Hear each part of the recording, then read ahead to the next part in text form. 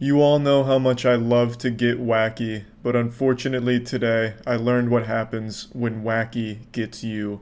I recently made a video talking about the YouTuber GilvaSunner, who recently received 3,500 copyright blocks on his content, setting a new unbeatable world record that I imagine even made God afraid of his own creation for a brief moment. And I thought this was a pretty open and shut case of Nintendo enforcing their copyright, as they've done millions of times in the past. However, this shit has had more twists and turns than Game of Thrones, and hopefully, unlike Game of Thrones, this will have a good ending. Yesterday, a lot of very strong evidence came to light to indicate that Nintendo may not have been the ones behind all of these copyright blocks. And this rabbit hole goes deep. Apparently, there may be someone or some entity posing as Nintendo and just taking down content on YouTube, stretching all the way back to 2019. So, I mean, it could be fucking corporate espionage, could be Atlanteans, it could be fucking DB Cooper behind the whole operation, we don't know. So I wanted to go over all the evidence here, since I'm often considered one of the finest minds in justice. I'm like the real world L from Death Note. You might remember, but I was actually the ace detective that cracked the Jack the Ripper case. I finally solved that mystery on stream not too long ago. I'll go ahead and spoil that anime for you. Jack the Ripper was undoubtedly Charles Lechmere. I was the one that put all the puzzle pieces together and connected all the dots. So yeah, and I decided I'd lend my expertise here to this case since I recently made a video about it. Before getting into it all, I'd like to mention that GilvaSunner took down their channel today. They mentioned that Friday, today, was going to be doomsday for the channel, and they weren't lying. That wasn't clickbait. They were not posting cringe, they posted the fat fucking truth. They took down the channel today in response to all the copyright claims they've been dealing with, and didn't think it was worth keeping the channel up. So if this theory does turn out to be true, it makes the situation even more upsetting, because if Nintendo really didn't copyright claim him, then basically what happened is GilvaSunner got pranked epic style from a guy pretending to be Nintendo and then deleted their channel for it. Hopefully they can get the channel back if this can be proven, but regardless, let's go through the evidence now. So this is where it all started. This is where my third eye began to open to the possibility that Nintendo was actually innocent in this case. It comes from Twitter user Soul Scribbles. They said their friend brought to their attention that the copyright claims are most likely not from Nintendo. So right away, some people felt the situation was fishy. They smelt something a bit stinky in the Nintendo asshole here. They state when Nintendo actually takes down videos with a copyright claim, they don't simply put Nintendo as the copyright holder and then show a screenshot of one of the removed videos where the copyright holder is just credited as Nintendo. They then explain why this is weird, because Nintendo doesn't say which Nintendo company. They'll always copyright strike with Nintendo Co. Ltd, Nintendo of America Inc., or Nintendo, and then those characters, if it's a real copyright claim from them, and then they put a screenshot here of an example of a legitimate takedown from the company, proving that it's not just one word. Now, much like Monsters Inc., Nintendo is a scary company. They take down fan projects and videos all the time.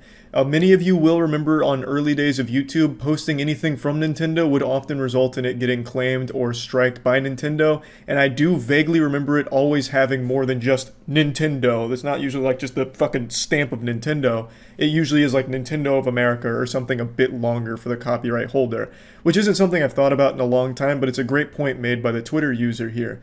So that is definitely something that is peculiar about the case. And Nintendo really was the perfect target to impersonate, because everyone would expect this from Nintendo.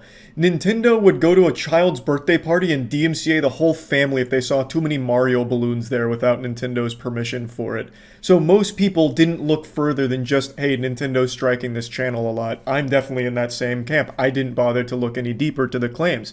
However, I'm glad that some people did, because this is not normal. There's still quite a bit of evidence to go through, and all of it's pretty compelling, so I do fully concede that I may have been wrong and jumped the gun to accuse Nintendo of being behind this from the get-go and just taking it at face value.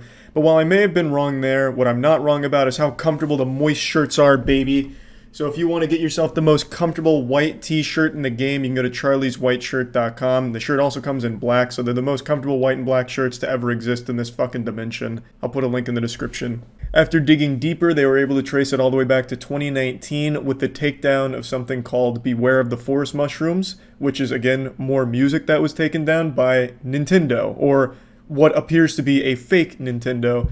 And then they also looked into the emails a bit further and concluded that the Nintendo JP email that these claims came from doesn't even actually exist. So it's not an official email from Nintendo apparently, at least according to this investigation, which is another very fishy thing. And then the final tweet in the thread is an example of a fake Nintendo claim getting overturned by YouTube, which means YouTube must have been made aware that it wasn't the official copyright holder that was filing the complaint in the first place and put the video back up. I think all the evidence is pretty compelling. However, you have to ask the question, why? If this isn't really from Nintendo, who the fuck is just humbugging and nuking all Nintendo music on the platform?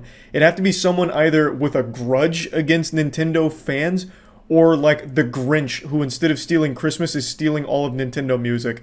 So they spent the last 3 years just downloading every Nintendo song from YouTube in order for their own personal collection, which they refused to share or something, and then took down all the other uploads. I have no fucking clue.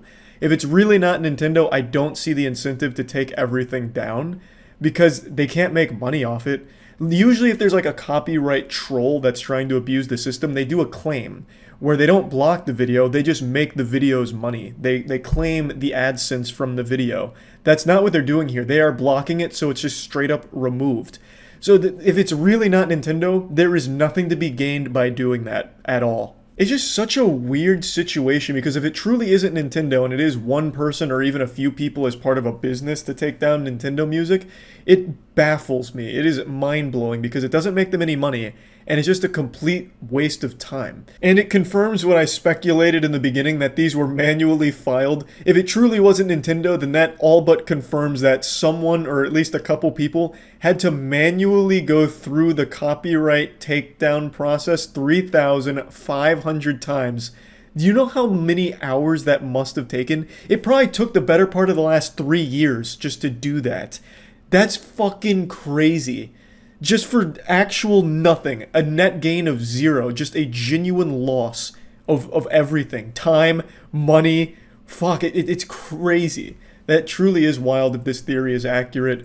And I'm inclined to believe the evidence here because, like I said, I do vaguely remember them always being like Nintendo of America when they would take down a YouTube video they didn't like. And even recently, didn't they take down all of the Pokemon FPS footage? I'd have to check to like look for old links to see what the copyright holder is credited as because they did officially take those down. In fact, I'm going to do that right now. Give me 1 second. So I found all of the dead links to the Pokemon FPS game Nintendo took down a few weeks ago, and they're all credited as the Pokemon company that did it.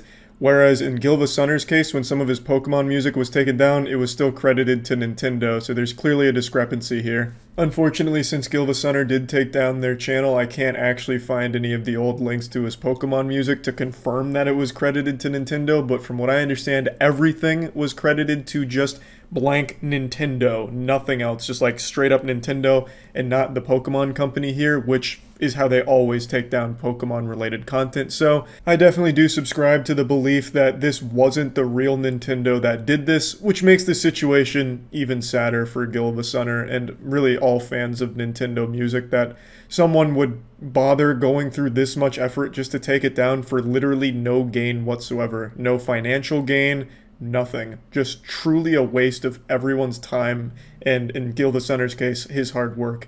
So yeah, just wanted to give an update to this situation since it's super upsetting and super silly, really, overall, that this even happened. So yeah, that's about it. See ya.